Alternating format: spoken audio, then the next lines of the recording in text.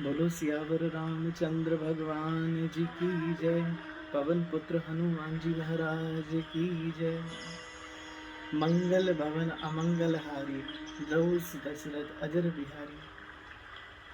श्री राम जी के लाडले, हम सबके रक्षक श्री हनुमान जी महाराज को बारंबार प्रणाम है और हम उन्हीं के चरणों में नमन करते हुए आज की कथा को शुरुआत करते हैं। बंधुओं, जब हमारे राजा राम सरकार अवध में लौट आए हैं और विजयश्री प्राप्त हो चुकी थी, तभी प्रभु के परम लाडले भक्त श्री हनुमान जी महाराज भी वहां थे।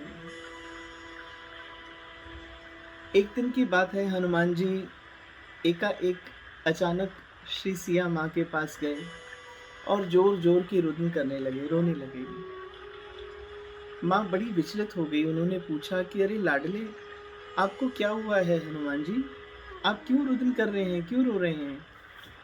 हनुमान जी ने बड़ी सहजता से उनको बताया कि हे माँ, आपने मुझे वरदान दिया है अजर अमरता का। मैं उस वरदान के कारण ही रो रहा हूँ। सीता जी बड़ी विस्मित हो गई। वे पूछने लगी कि आपको अजर अमर का वरदान दिया है, इससे आप रो रहे हैं? विचार कर कर देखिए कि हम लोगों को अभी कुछ भी रोग लग जाए तो हम उस रोग से अतिशय अतिशय दुखी हो जाते हैं और चाहते हैं कि उस रोग को तुरंत और तत्काल हमारे जीवन से मुक्त कर दिया जाए। संतों ने इस जीवन को भी भवरोग कहा है और जितना जन्म मुश्किल है उतना ही मरण भी मुश्किल है, इसीलिए इसे भवसागर कहा है। और हनुमान जी महाराज हमें ये शिक्षा दे रहे हैं आज इस कथा से कि अजर अमरता का भी वरदान आज हनुमान जी को डाइजेस्ट नहीं हो रहा है, उनको अच्छा नहीं लग रहा है। मालूम है क्यों? क्योंकि वे अपनी माँ सीता जी से कहते हैं कि माँ, आप तो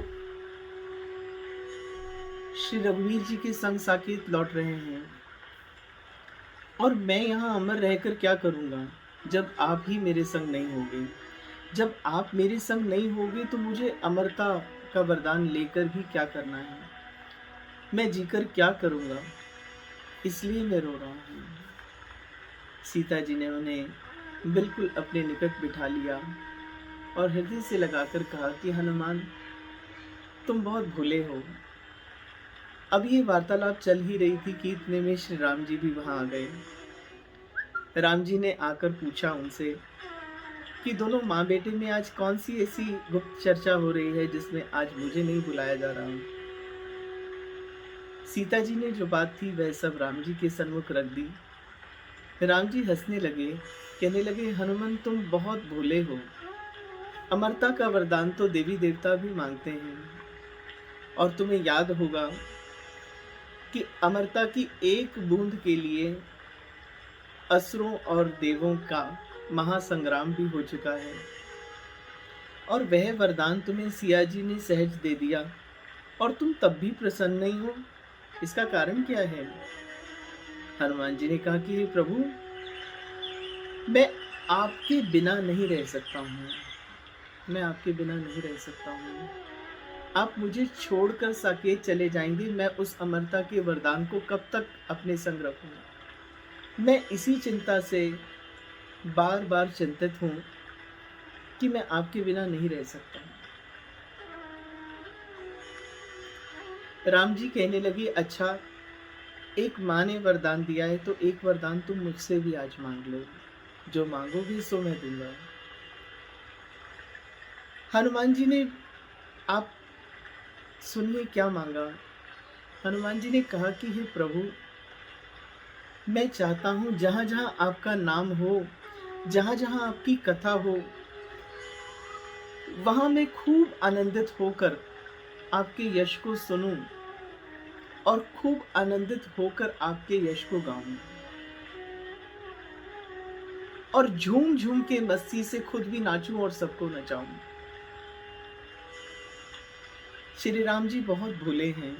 राम जी ने एवं अस्तु कह दिया, ऐसा ही हो। यह वरदान सुनकर तो हनुमान जी बहुत प्रसन्न हुए, परंतु सीता जी कहने लगी, आपको नहीं पता कि ये क्या मांग रहा है, क्योंकि कलयुग में अनेकों जगह आपका नाम होगा, आपकी कथाएं होंगी, और जहां जहां जितनी कथाएं होंगी उन सब में हनुमान उपस्थित होंगे। जहां जहां जो जो वाणी राम नाम कहेगी उन सबके निकट हनुमान जी प्रस्तुत हो जाएंगे। आप ये वरदान दे रहे हैं, हनुमान जी को एक नहीं अनेकों रूप लेने पड़ेंगे। हनुमान जी मस्ती से झूमने लगे बंधु और कहने लगे कि प्रभु बस अब मुझे जीने का कारण मिल गया है, और वो कारण क्या है कि मैं आपकी कथा आपके नाम से विलक नहीं होऊंगा, अलग नहीं होऊंगा। अब मैं यहाँ युगों युगों तक भी निवास करूं तो मुझे कोई चिंता नहीं है। बंधुओं, हनुमान जी हमें शिक्षा दे रहे हैं। जाना तो एक दिन सभी ने है, किसी ने आगे, कोई पीछे, सब चले जाएंगे। हमारा कितना जीवन काल है हमें वो भी नहीं पता है, पर क्यों ना जितना जीवन काल बचा है, जो कहते हैं जो बीत गई वो छोड़ दो, कम से कम अब क्यों ना हम अपना लक्ष्य भगवान की कथा और भगवान के नाम को बना लें। हमने इस पेंडेमिक में, इस कोरोना वायरस के जो सीजन है उन सब में बहुत कुछ देखा, बहुत उतार चढ़ाव आए सभी के जीवन में। फाइनेंशियली भी आए, मेंटली भी आए, फिजिकली भी आए, बहुत सारे चेंजेस आए। हम लोगों ने बहुतों को खोया भी, बहुत कुछ हुआ। पर क्या आपको लगता है कि केवल कोरोना ही काल है? एक यही काल है? संत कहते हैं, कली काल कुठार लिए फिरता, तन नम्र से चोट झिली न झिली। काल जो है वो कुठार लेकर चलता है, और न जाने हमारे तन को कब वो कुठार से काट देगा। हमारे इस नम्र तन से वो चोट जो है वो सहन नहीं हो पाएगी। इसलिए कहते हैं, गाले हरि नाम अरि रसना, गाले हरि नाम अरि रसना, फिर अंत समय में हिली ना हिली। पता नहीं कौन सी वेला, कौन सी कथा, कौन सा नाम, कौन सा दिन, कौन सी घड़ी हमारी भी आखिरी होगी। तो क्यों ना हम श्री ठाकुर जी से, हनुमान जी से यही भाव मांगे, यही प्रार्थना करें कि हे प्रभु, मैं जब तक जीऊं एक क्षण भी आपकी कथा और आपके नाम से विलक ना हूं, जुदा ना हूं। आप विचार कर कर देखिए, जहां भगवान की कथा, जहां भगवान का नाम होगा, तो क्या वहां कली प्रवेश कर सकेगा? क्या वहां काल आ सकता है? नहीं, वहां काल नहीं आ सकता है। सिर्फ इतनी सी बात हमें समझनी है कि अपनी जीवा को ऐसा अभ्यास दे देना है कि हमारे मुख से निरंतर नाम निकलता ही रहे। हमारे कानों को आदत पड़ जाए। किस चीज की आदत पड़ जाए? कथा सुनने की, ठाकुर जी के यश सुनने की। आज हम थोड़ा सा किसी के बारे में चर्चा सुनते हैं तो हम उसके फैन हो जाते हैं, हमें वो अच्छा लगता है। आपको नहीं लगता कि सच्चे हृदय से जब हम कथा को श्रवण कर लेंगे, मनन कर लेंगे, तो क्या होगा? हम भी रहेंगे तो इसी वर्ल्ड में, इससे बाहर नहीं जाएंगे। पर बंधुओं, हमारी स्थिति कैसी होगी मालूम है? मस्त।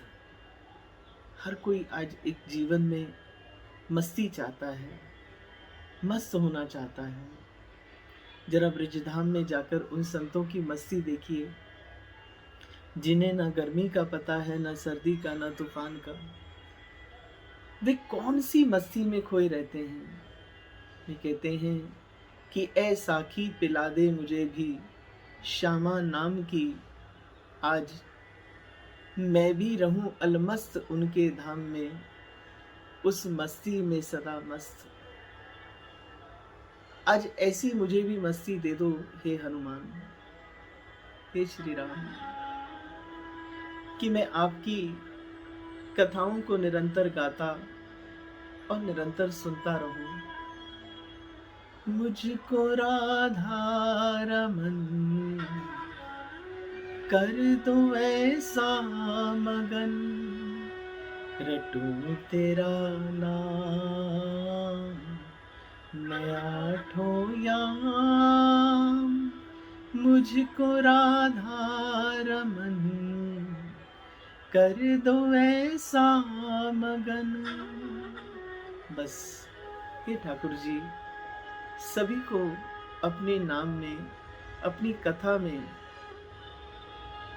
और अपने प्यारे जनों में, उन संतों में, उन गोष्ठी में ऐसा छिपा लो कि बस सब अपने अपने जीवन में एक लक्ष्य साध लें। और वो लक्ष्य क्या हो? भगवत प्राप्ति का हो। हमारे साधन से नहीं होगा प्रभु, ऐ गुण किसी साधन से ना हुई, तुम्हारी कृपा से सुलभ सब हुई। ये गुण जो है हमारे किसी साधन से नहीं हो सकता। ये केवल और केवल जब संत जन गुरुजन कृपा करते हैं तब हमें प्राप्ति होती है। हम उन्हीं संतों को बारंबार नमन करते हैं, बार बार अपने सद्गुरु देव के चरणों में प्रणाम करके उनसे यही भाव मांगे कि हे प्रभु, मैं भी जब तक रहूं आपकी कथा को श्रवण करूं और आपके नाम की मस्ती में झूमूं। बम बम शिवराम, श्री हरि हरि।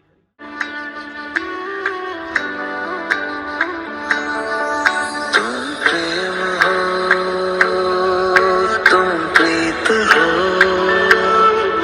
मेरी बांसुरी